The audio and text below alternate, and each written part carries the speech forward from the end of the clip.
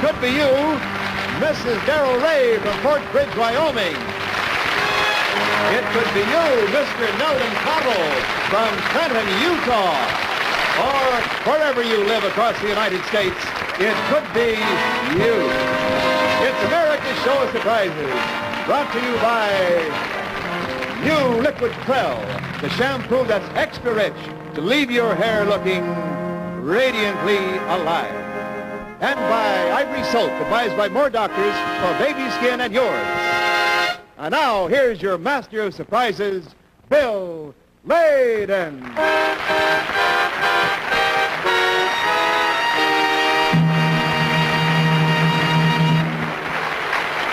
Wonderful audience tonight. Thank you, Wendell Niles.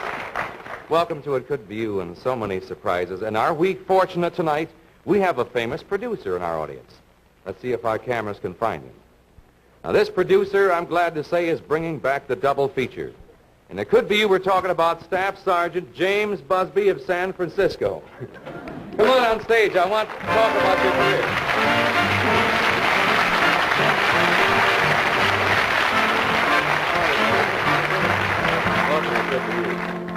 Oh, you're quite a producer. It's wonderful to have a man of your caliber on stage here. Huh? Now, when I mentioned you in connection with the double feature, you got that grin on your face. Would you explain to the audience what I'm talking about? I think you know. I've got 2 sets of twins. Yes, but the important thing, you have fathered 2 sets of twins in 10 months' time, right? Yes, sir.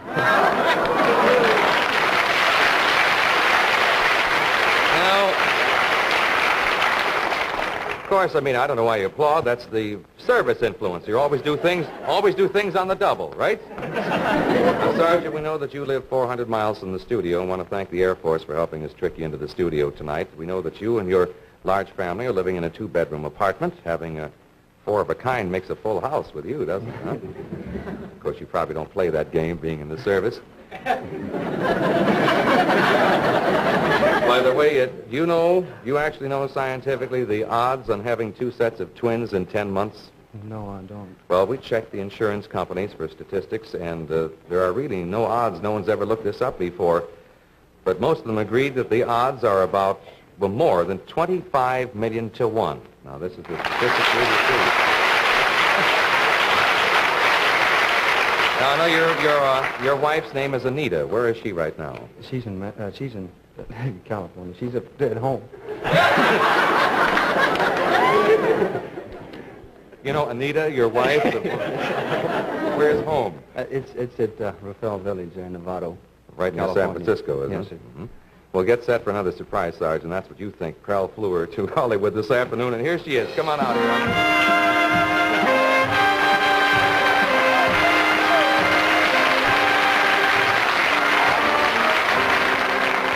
All right, now, enough of this mush. Now, come on. Now. Anita, I know that you have a little secret, another surprise for Jim. Would you care to tell him now? What? Anita, suppose you tell the audience what you've just told your husband. I couldn't get a babysitter. You couldn't get a babysitter, that's right. We couldn't get a babysitter. It scared them all off. But we got them down here, and here are your 4 wonderful children. Let's bring out these babies.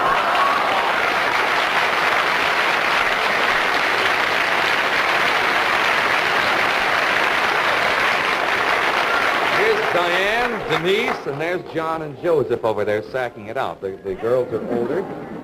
If you could only see the beautiful red hair in these. Jim, how does it feel to go from of just the 2 of you to a family of 6 in less than a year? Hmm? Well, we didn't have too much time to think about it. Didn't have too much time to think about it. I understand that you've been praying for a dry winter. Why do you want a dry winter? We use about 100 diapers a day. 100 diapers a day. So, Sergeant, we know that you and Anita are doing a wonderful job managing your big family, and you've made those GI checks really stretch a long way. But just in case it might not be a dry winter up there, use this. Wendell, if you please. We have this for you. Take care of your laundry problems. The new O'Keefe and Merritt washer-dryer combination. This is the push-button one with the steady speed. That means no vibration. It's going to make your wash days a holiday, which will be every day for you. It's fully automatic, particularly in drying diapers. You like that, honey? Huh? You like that? Of course you do, sweetheart. Now, Anita, I know you've really had to scramble around getting baby furniture for the kids. All of a sudden, we have 4 children, don't we? Now, you can return all the stuff you borrowed. I understand you borrowed here and there and everywhere because you now have your own. Take a look at this. Take a look right here. There's your little piece. That's all from Stork Line, you know, the makers of fine baby furniture. That's the glide inside crib. And it operates as quiet as a kitten. It has those patented silent drop sides. And then to go with the crib, there's the beautiful Stork Line Chefferobe over there. And when you open the drawers, you'll find they are filled with a complete baby layette. Everything you need. Oh. And then there's the new Stork Line fold-away feeding table. See there? There's no better line than Stork Line.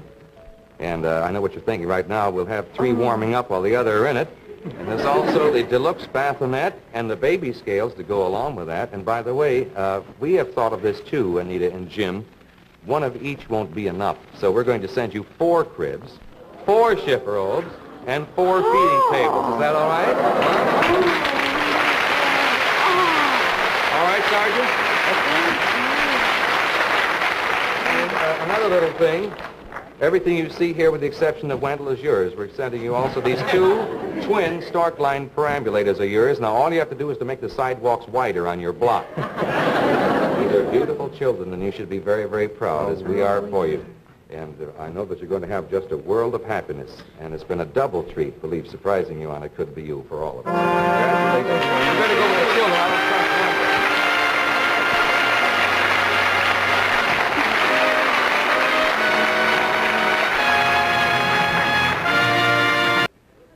You enjoying our show? Yes. Oh, good. I'm delighted. And now I'm looking for a pair of youngsters who have just sent out announcements on their 50th wedding anniversary. Yes, it could be you, Mr. and Mrs. George Witheridge of San Fernando, California. How are you, sir? How are you, sweetheart? How are you? When will your 50th anniversary be? Tomorrow. Tomorrow's your 50th anniversary? Well, that's just a few hours from now. Let's go down on stage and talk about it, shall we? Come on down. You go with me? It'll be my pleasure.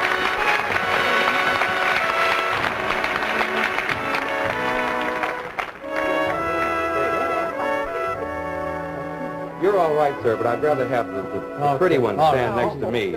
I know what I'm doing. 50 years together, that's a wonderful, wonderful record. Yes. Does it seem like 50 years? No, it doesn't. Now, Mr. and Mrs. Witheridge, I want you to take a look at our special television set here. I want to show you a picture taken on your wedding day 50 years ago in Saginaw, Michigan. Sure, that's it. September 11th, 1908. That's right. Now, where did you 2 newlyweds go on your honeymoon?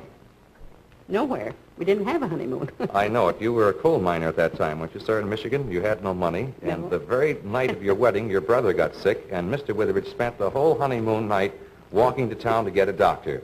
And it was a long walk, I know. Since that time, 4 generations of Witheridges have come along, and there they are. Wonderful family, too. Look at that picture. A lovely picture. Now, that nice man there in the wheelchair happens to be your son-in-law, That's right. I know that 11 years ago he suffered severe spinal injuries in an accident and hasn't had the use of his arms or legs since that time. Even though your daughter, his wife, works, she hasn't been able to support completely her husband and 2 children. And we know there have been over $30,000 in medical expenses. It's been a tough pull, hasn't it, Mrs. Witheridge? Sure has. So at a time of life when you folks are entitled to take things a little easy, you willingly took on the responsibilities of a family for the second time.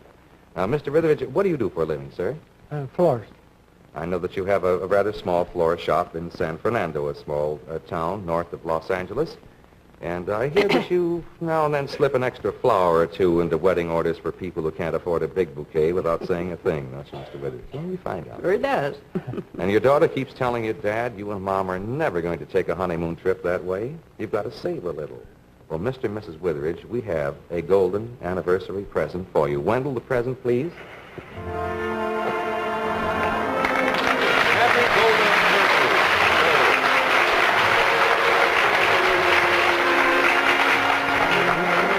I know it's probably a little difficult to read in the camera. Is it good to eat? You just dip a finger in there. You don't mind it. Is it No, I'll good? let you do first. It says right there. Okay. Happy golden anniversary. And what do you know? It looks like the bride and groom have gifts for each other, huh? Let's see. This must be the groom's gift for the bride. Now, let's see what we could have here. I know something you've wanted for 25 years. Your young bride has been wishing for a watch that would keep time. So the groom has for you this beautiful 23-jewel Bulova Empress, diamond encrusted, just for you. Beautiful. And so are you. That's what you want. Now, let's look over here. You must have a gift for the groom. You see, pink ribbon. Leads down here. An envelope. All right. Now, I know that for 50 years you've been doing nothing but talking about a trip, and you've never been able to go. And we know that you've always wanted to go to Hawaii. So the bride's gift to the groom is a honeymoon trip to Hawaii on your 50th anniversary. You're going to love it. Right here, it says it's all down here. You're going to fly. You're going to fly to and from sunny Hawaii. You'll be staying at Waikiki's finest hotel, the fabulous Henry J. Kaiser's Hawaiian Village. Now, whether you leave tomorrow or spend Christmas in Hawaii, it's all up to you. You'll never forget your week at the fabulous Hawaiian Village, Hawaii's most luxurious hotel. Oh, something else in the envelope was sort of tucked in there. A little check for $250 for those incidental expenses. You may want to get a wild shirt or something, and you may want to get one of those, those things when they dance, Wouldn't I look pretty in that? You certainly would. You have a wonderful honeymoon. You've earned it, and may you enjoy many more happy, healthy years together.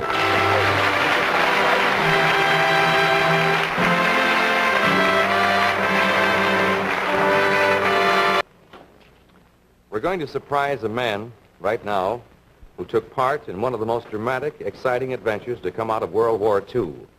A fantastic story of the crew of a B-24 bomber, a four-engined heavy bomber at that time that knocked the daylights out of the enemy.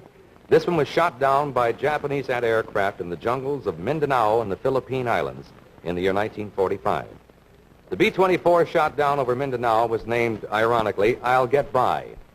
But thanks to a miracle and the courage of the pilot, all 11 men in that plane are alive today. And we tricked that pilot into the studio tonight. It could be you, former Captain John Lampy. Taxi down here, sir. I want to come to meet you.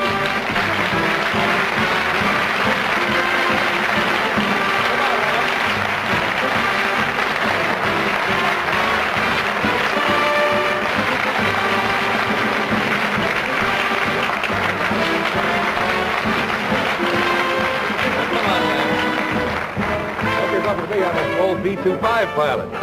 How are you? We surprised you. Now, you Air Corps man. Huh? John, I know you live now in Southern California with your wife and 2 children. We had quite a problem keeping the secret from you. Now, I'm going to show you something that'll bring back memories. The crew of your plane. Well, I'll Get By. There you are. See in the back on the left, standing? That was taken shortly before your last mission, wasn't it? Right. I know your plane struck. It caught fire. The controls were just about shot away.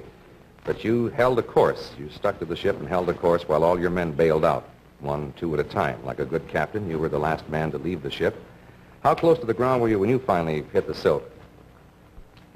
Oh, maybe 2,000 feet. Looked pretty close. It was getting closer all the time.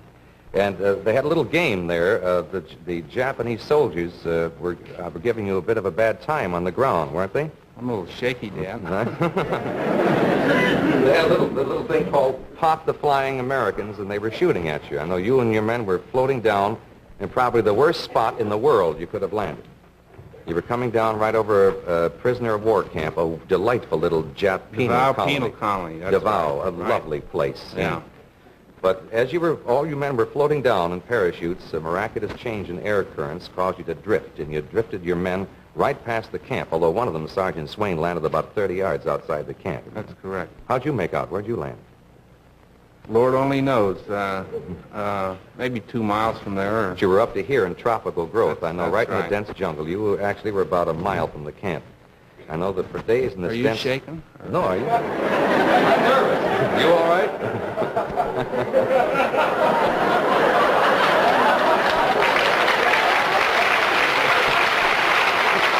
Just touch of malaria. I'll be all right.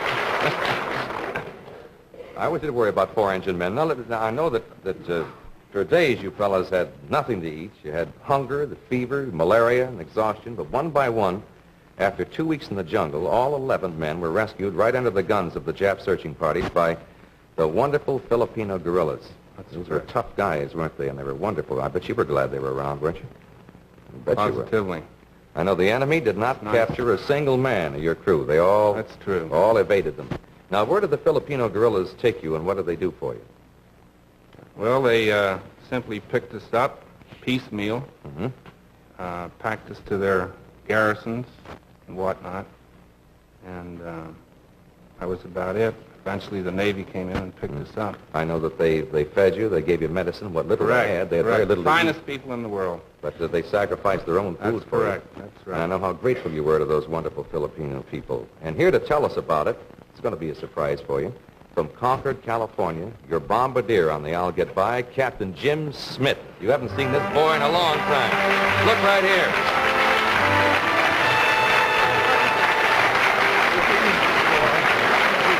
How about that, huh? Boy, Smitty, Lampy didn't forget the Filipino people, did he? No, he sure didn't. He always was a kind of a tender-hearted guy. Are you shaking? Huh? Are you? When he got back, he had to do something about it, so he started scrounging, filching, pilfering, talking to supply sergeants. Before we knew it, we had a mountain about 2 tons high out in front of our tent. Food supplies? Food, supplies, medicine, everything. It took 3 airplanes to fly it back to the little village, and they dropped it off at the village where we were rescued. I think you fellows might enjoy seeing a picture of the surprise party celebrating your safe return. Take a look at our television set there. Now, Smitty, that's a picture of the enlisted men there, isn't it? Yes, it is, but we all had a job to do. Lamp was a kingpin, but when we were on the ground, we were all buddies. Now, I'd like to show a picture of the officers at the same party while they were still standing up there.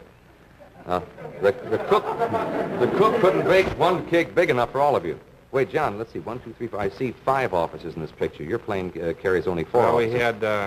Who's the 5th man? We had the squadron navigator on board. Oh, was this tough an assignment, huh? It's a big job. Well, we were the lead ship, no. Who was this? What, do you remember? Our ship. Mm-hmm. Captain Penrose. Oh, I know he parachuted into the jungle that day, too. Yeah, he was the 11th man. Ordinarily, you don't carry him, but he was on board just for... Well, I know that he's in business down in South America now. How long has it been since you've seen him? I know. You sure you didn't bring this from the jungle? What? How long since you've seen this, Captain Penrose? I guess 13, 14 years. Well? I got a letter from him, but...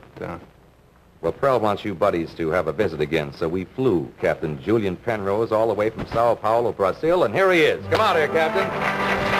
There's your buddy.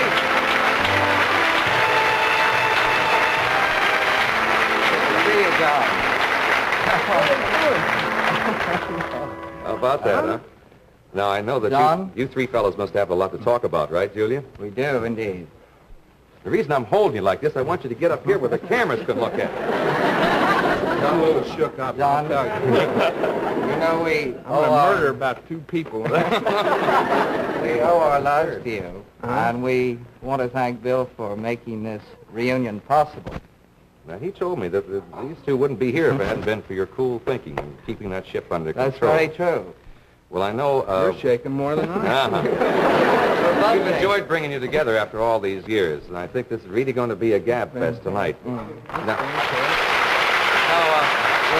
Hey, John, before I let you go with these fellas, where are the other members of your crew living today? I saw the co-pilot, I guess about 2 or 3 weeks ago. Mm-hmm. The rest are scattered all over the country, aren't they? No idea. I know you've only seen or visited a few of them all these 13 years, and you know how things go. Old buddies say they'll keep in touch, and then along comes marriage and babies and jobs and miles separating each other. We located some of your crew, you know, so they all get by. I know you haven't seen your navigator, Lieutenant Wes Cowell, since 1945. The last time you saw him was in the jungle. We found him at Mount Morris, Michigan, and flew him to Hollywood. Come out here, Wes Cowell. There's your navigator.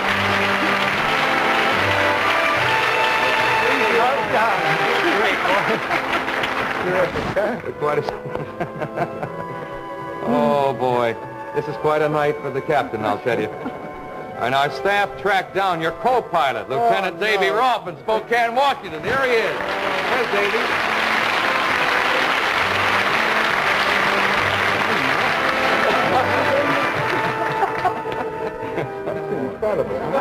Incredible.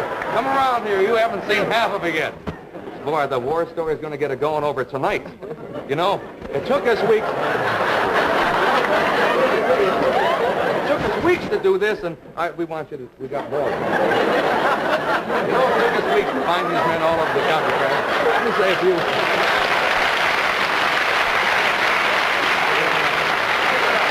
Captain, I'm the pilot here. Now, listen, I know that you've probably given up ever seeing all these men together. Well... You crying? Believe me, if I could see my crew again, I would. Believe me. Well, a week or so ago, we located your assistant engineer, Sergeant Bob Gorman. We found him in Lansdowne, Pennsylvania. Here he is. Come out here, Bob.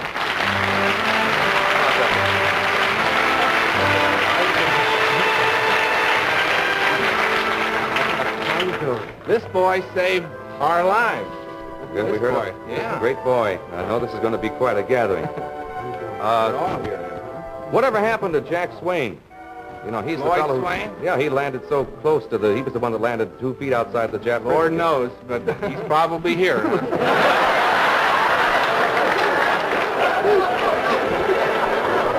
Soldier Kansas, we found him. Come on down.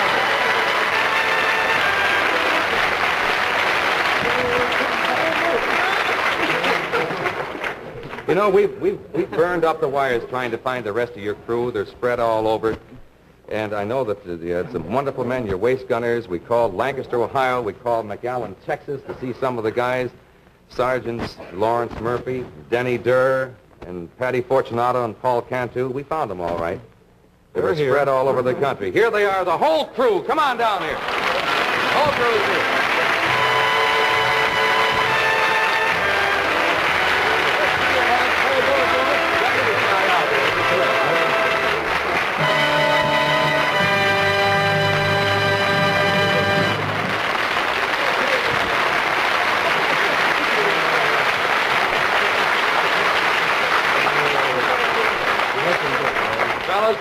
I'm going to leave it up to you, just for a minute. Inch, hut! It's been a long time. Will you please turn your captain pilot around, because I got more to say. Patty. Here they are after 13 long years, the 11 men who parachuted from I'll Get By that fateful day back in 1945. The crew is back together again, and the whole nation...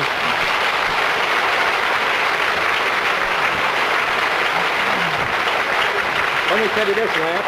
We've arranged a reunion party for you at the famous Knickerbocker Hotel in the heart of Hollywood. They've removed all the good furniture and everything. And John Lamp, let me tell you, as a memento of this night, and more particularly of the experience that you men shared back in 1945, and in the name of your crew, we'd like you to have this beautiful 23-jewel Bulova wristwatch in its gold case. But the important thing to you will be the engraving, and if I can still pass the Air Corps test, I'll read it. We'll never forget, February 17th, 1945, the crew of the I'll Get By. This is from your men, and here it is. Have a wonderful get-together. I don't have to tell you, have a wonderful reunion. You sure may.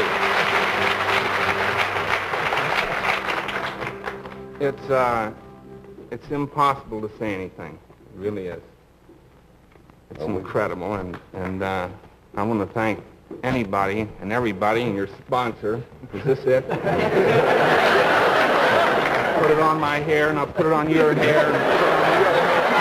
And tonight, they'll be drinking it, too. Have a good time, son. It's over. See you in the Knickerbocker.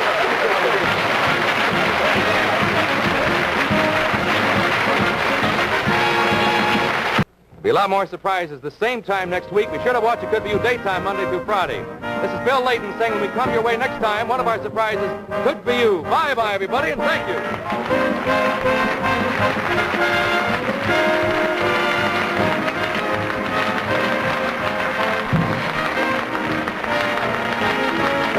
It Could Be You has been presented by Gleam in tubes, a new push-button pack.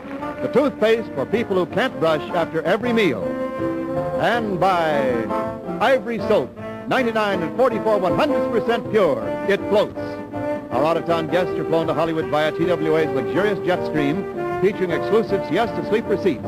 Fly the finest, fly TWA Jetstream service. It Could Be You is a Ralph Edwards production. Produced by Stephen Haydes, directed by Stuart W. Phelps.